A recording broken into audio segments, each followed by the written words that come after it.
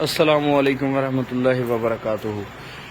इस वक्त मैं राना अवैस अब्दुल्ला लाहौर में मौजूद हूँ, जमील संधू साहब के फार्म पे, जो कि डिफेंस फेस 9 की बैक साइड पे मोता सिंह गांव में मौजूद है। इनका डेरा, यहाँ पे इन्होंने भैंसों का और चंद एक गायों का शौक किया हुआ है।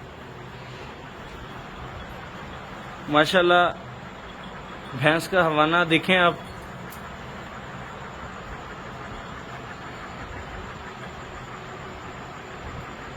लाहौर में ये तरक्की वंडा के यूजर हैं।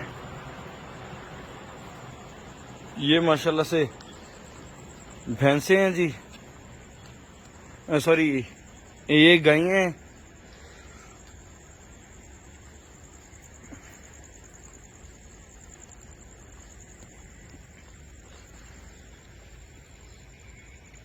बच्चों का इन्होंने भी पोर्शन सेपरेट बनाया हुआ है। अभी यहाँ कंस्ट्रक्शन का काम जारी है।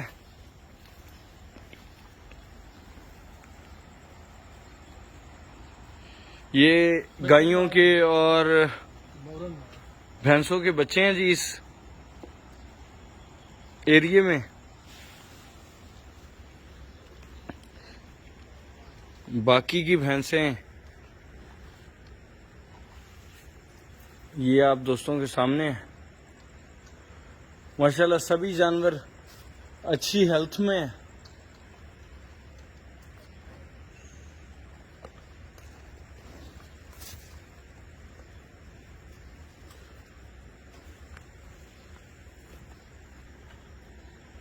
अब कुछ कीमती वक्त जमील साहब का लेंगे कि वो तरक्की वंडा इस्तेमाल कर रहे हैं, तो उन्हें उसके किस तरह के रिजल्ट्स आ रहे हैं और जानवरों की हेल्थ में क्या इम्प्रूवमेंट आई है। और अनमोल सुपर प्लस हाजमा मसाला भी इस्तेमाल किया जा रहा है, तो बेहतर मालूमात वो हमें फराहम करेंगे जी।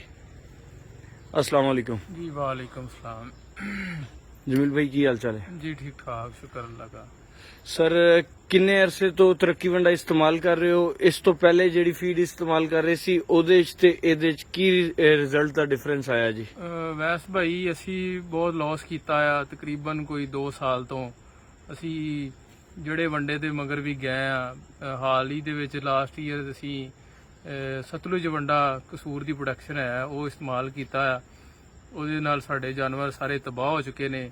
ਅਸੀਂ ਉਹ ਦੁੱਧ ਦੇ ਚੱਕਰ ਦੇ ਵਿੱਚ ਮਤਲਬ ਉਹਦੀ ਰਿਸਰਚ ਨਹੀਂ ਕੀਤੀ ਤੇ ਉਹਨੂੰ ਪਾਉਂਦੇ ਰਹੇ ਅਸੀਂ, ਤੇ ਉਹਦੇ ਨਾਲ ਸਾਡੇ ਜਾਨਵਰ ਬੜੇ ਖਰਾਬ ਹੋ ਗਏ ਨੇ। ਇੱਕ ਤੇ ਉਹ ਬਾਰ-ਬਾਰ ਰਿਪੀਟ ਹੋ ਰਹੇ ਨੇ, ਕੁਝ ਤੇ ਹੀਟ 'ਚ ਨਹੀਂ ਆ ਰਹੇ, ਔਰ ਕੁਝ ਜਿਹੜੇ ਆ ਰਹੇ ਸੀ ਉਹ ਬਾਰ-ਬਾਰ ਰਿਪੀਟ ਹੋਈ ਜਾ ਰਹੇ ਸੀ। ਹਜੇ ਵੀ ਉਹਨਾਂ ਦੇ ਉਸ ਵੰਡੇ ਦੇ ਅਸਰਾਤ ਹੈਗੇ। ਸਾਡੇ ਜਾਨਵਰ ਤਕਰੀਬਨ ਸਾਲ ਡੇਢ ਸਾਲ ਹੋ ਗਏ ਨੇ ਜਿਹੜੇ ਉਹ ਮਤਲਬ ਬੱਚੇ ਦਿੱਤੇ ਸੀ, ਦੁਬਾਰਾ ਉਹ ਨਹੀਂ ਲੱਗੇ। ਅਸੀਂ ਤਕਰੀਬਨ ਤੁਹਾਡਾ ਵੰਡਾ ਜਿਹੜਾ ਤਰੱਕੀ ਵੰਡਾ ਮੋਲ ਤਰੱਕੀ ਵੰਡਾ ਜਿਹੜਾ ਇਹ ਤਕਰੀਬਨ 3 ਮੰਥ ਤੋਂ ਇਸਤੇਮਾਲ ਕਰ ਰਹੇ ਹਾਂ, ਤੇ ਇਨਸ਼ਾਅੱਲਾ ਸਰਚ ਕਰਕੇ ਇਸਤੇਮਾਲ ਕਰ ਰਹੇ ਹਾਂ।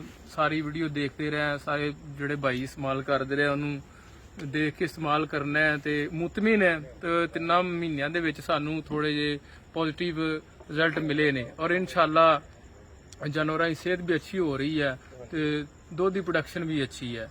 ਤੇ ਜਿਹੜਾ ਮਸਾਲਾ ਇਹਨਾਂ ਦਾ ਉਹ ਬਹੁਤ ਅੱਛਾ ਹੈ। ਉਹ ਤਕਰੀਬਨ ਅਸੀਂ ਹਫਤੇ ਦੇ ਵਿੱਚ ਹਰ ਮੱਝ ਨੂੰ ਲਾਜ਼ਮੀ ਦਿੰਦੇ ਆ ਤੇ ਉਹਦੇ ਬੜੇ ਅੱਛੇ ਰਿਜ਼ਲਟ ਨੇ। ਉਹ ਅਸੀਂ ਤਕਰੀਬਨ 2 ਮਹੀਨੇ ਪਹਿਲੋਂ ਅਸੀਂ ਤੇਲ 'ਚ ਵੀ ਦਿੰਦੇ ਰਹੇ ਹਾਂ। ਹੁਣ ਅਸੀਂ ਦੂਸਰਾ ਮਤਲਬ ਉਹਦੀਆਂ ਪਿੰਨੀਆਂ ਬਣਾ ਕੇ ਵੀ ਦਿੰਦੇ ਆ। ਉਹਦਾ ਰਿਜ਼ਲਟ ਬਹੁਤ ਅੱਛਾ ਆ ਤੇ ਮਾਸ਼ਾਅੱਲਾ ਤਰੱਕੀ ਵੰਡਾ ਵੀ ਬਹੁਤ ਅੱਛਾ ਆ। ਦੁੱਧ ਦੀ ਪ੍ਰੋਡਕਸ਼ਨ ਵੀ ਵਧੀ ਆ ਔਰ ਜਾਨਵਰਾਂ ਦੀ ਸਿਹਤ ਵੀ ਫਰਕ ਆਉਂਦੇ ਆ ਦਿਨ ਬ ਦਿਨ। सेहत बेहतर हो रही है दिन ब दिन माशाल्लाह। अलहमदुलिल्लाह सेहत बेहतर हो रही है ਇਹਨਾਂ ਦੀ, ਤੇ ਮਤਲਬ ਖਾ ਵੀ ਸ਼ੌਕ ਨਾਲ ਰਹੇ ਨੇ। ਇੱਕ ਜਾਨਵਰ ਮਤਲਬ ਖਾਂਦੇ ਨਹੀਂ ਆ, ਜਾਨਵਰ ਸੁੱਕਾ ਵੀ ਸ਼ੌਕ ਨਾਲ ਖਾਂਦੇ ਨੇ, ਭਿਉਂ ਕੇ ਪਾਓ ਉਹ ਵੀ ਸ਼ੌਕ ਨਾਲ ਖਾਂਦੇ ਆ। ਇਸ ਵਕਤ ਤੁਹਾਡੇ ਬਿਲਕੁਲ ਬੈਕ ਸਾਈਡ ਤੇ ਡਿਫੈਂਸ ਹੈਗਾ ਫੇਸ 9 ਜੀ ਜੀ। ਇੱਥੇ ਸਿਰਫ ਤੁਹਾਡਾ ਡੇਰਾ ਹੈ ਜਾਂ ਇਸ ਤੋਂ ਇਲਾਵਾ ਵੀ ਡੇਰੇ ਨਾਲ ਬਣੇ ਹੋਏ ਨੇ? ਇਹ ਸਾਡੇ ਇੱਥੇ ਪਿੰਡ ਤੋਂ ਬਾਹਰ ਬੈਠੇ ਆ। ਫੇਸ 9 ਦਾ ਆਰ ਬਲਾਕ ਹੈ, ਪ੍ਰੀਜ਼ਨ ਦਾ ਆਰ ਬਲਾਕ ਹੈ। ਇਹ ਆਪਣੀ ਬੈਕ ਸਾਈਡ ਤੇ ਤੁਸੀਂ ਦਿਖਾਓ, ਇਹ ਪਿੱਛੇ ਸਾਰੀ ਰੋਡ ਬਣੇ ਪਏ ਨੇ, ਸੜਕਾਂ ਬਣੀਆਂ ਨੇ। ਇਹ DHA ਦਾ ਸਾਰਾ ਕੰਮ ਹੋਇਆ ਪਿਆ। ਹਾਲ ਹੀ ਤਕਰੀਬਨ ਇਨਸ਼ਾਅੱਲਾ ਆਫਟਰ 2 ਮੰਥ ਬਾਅਦ ਇੱਥੇ ਪੋਜੈਸ਼ਨ ਮਿਲ ਜਾਏਗਾ, ਘਰ ਇੱਥੇ ਵੀ ਬੰਨੇ ਸ਼ੁਰੂ ਹੋ ਜਾਣਗੇ। ਇਹ ਅਸੀਂ ਡਿਫੈਂਸ ਦੇ ਦਰਮਿਆਨ 'ਚ ਬੈਠੇ ਆ। ਇਹ ਇੱਥੇ ਸਾਡੀ ਜ਼ਮੀਨ ਵੀ ਹੈਗੀ ਆ, ਸਾਡੇ ਜਿਹੜੇ ਵੱਡੇ ਨੇ ਉਹ ਬੜੀ ਦੇਰ ਦੇ ਇੱਥੇ ਬੈਠੇ ਨੇ। ਅਸੀਂ ਜ਼ਮੀਨ DHA ਨਹੀਂ ਸੇਲ ਕੀਤੀ, ਇੱਥੇ ਆਪਣੀ ਜ਼ਮੀਨ ਹੋਣ ਦੀ ਵਜ੍ਹਾ ਤੋਂ ਇਹ ਛੋਟਾ ਜਿਹਾ ਸ਼ੌਕ ਕੀਤਾ ਆ, ਤੇ ਇਸ ਸ਼ੌਕ ਨੂੰ ਇਨਸ਼ਾਅੱਲਾ ਅੱਗੇ ਲੈ ਕੇ ਚੱਲਾਂਗੇ ਇਨਸ਼ਾਅੱਲਾ जी। इंशाल्लाह जी।